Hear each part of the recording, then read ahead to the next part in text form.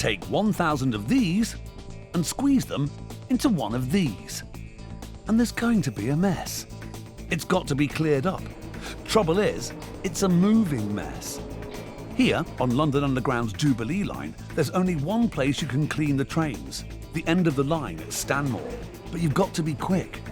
Here's train cleaning guru John Ford.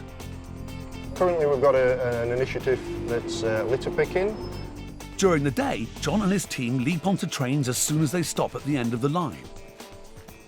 Take all the paper, the free papers, and all the general waste along. That's then segregated and the waste goes into a recycle bin.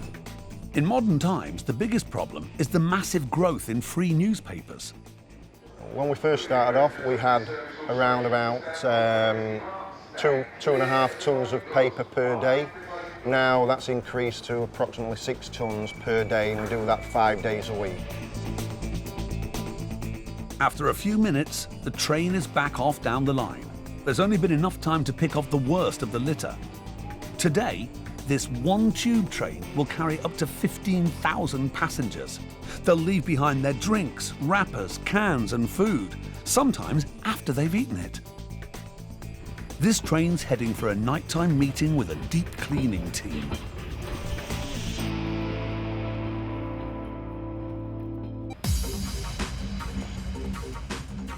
At the end of a long working day, this Jubilee Line London tube train is in dire need of a deep clean.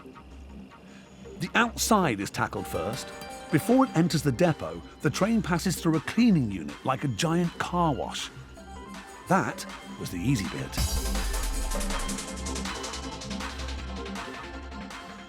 Right, we're currently at Stratford Market Depot. We've got a couple of trains on the deep clean wash roads. This train's probably had between 10 and 15,000 people on it today. And along with that, they've probably brought the newspapers, cups of coffee, pasties, sandwiches, you name it, it's probably been on it.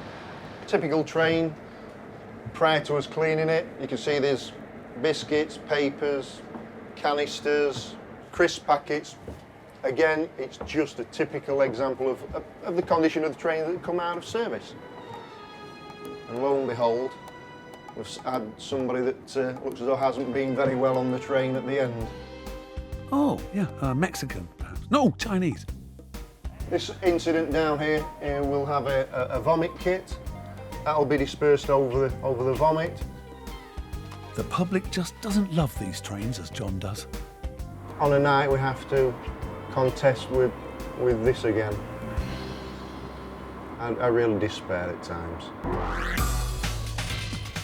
Better news is on the way in the form of a vomit kit.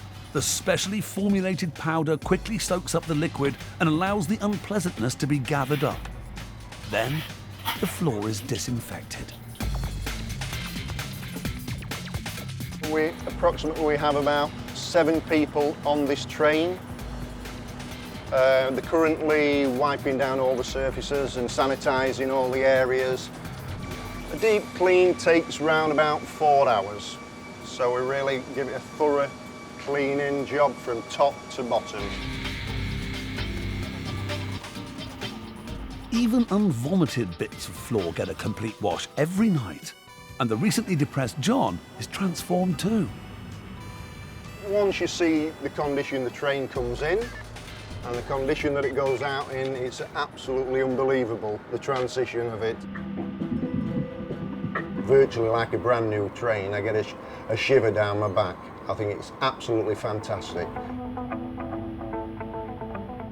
Swinging London is finally going to bed.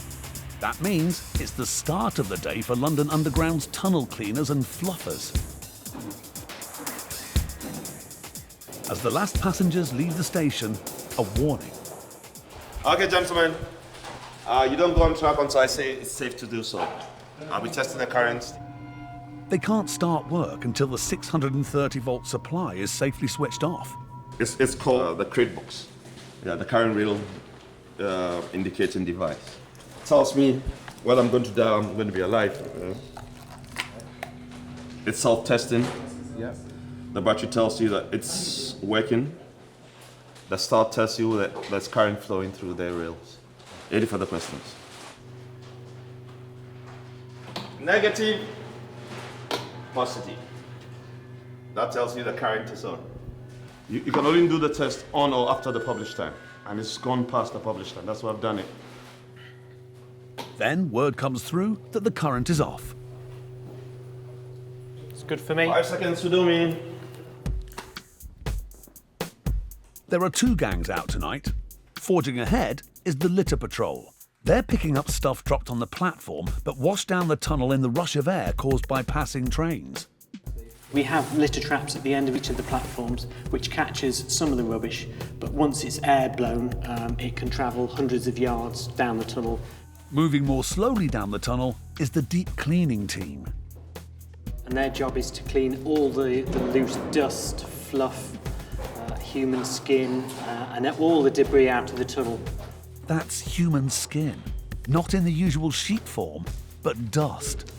Combined with hair, it forms one of the underground's biggest challenges. They call it fluff. Yeah, this is typical tunnel fluff. We've got lots of human hair here. We've got some leaves, and yet we're several miles from an open section of tunnel. We've got little bits of free newspaper that have been shredded as they've come down through the tunnels, and just general dust from passengers.